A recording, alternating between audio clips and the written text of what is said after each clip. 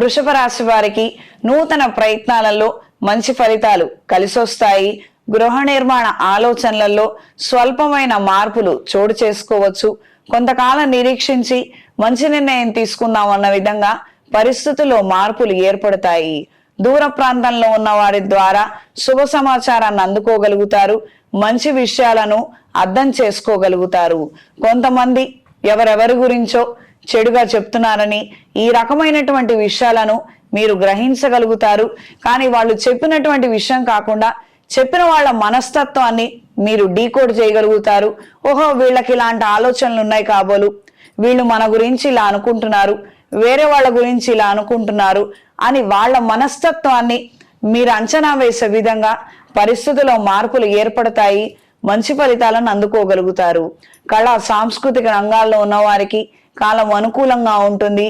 Writers కి, సినీ కార్మికులకు కాలం కలిసి వస్తుంది. స్త్రీలకు ఈ వారం ఉద్యోగరీత్యా కార్యాలయంలో కాస్తంత మార్పులు ఏర్పడతాయి.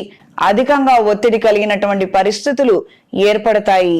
బ్యాంకింగ్ సెక్టార్లో ఉన్న వారికి, ఫినాన్షియల్ సెక్టార్లో ఉన్న వారికి మార్పులు ఏర్పడినప్పటికీ వచ్చిన ఇబ్బంది ఏం లేదు. డెడ్ లైన్స్ ని ఇన్ టైంలో రీచ్ అవ్వగలుగుతారు. ఉద్యోగరీత్యా మంచి శుభవార్తను వింటారు. కోపానికి, విసుక్కి కాస్తంత దూరంగా ఉండండి.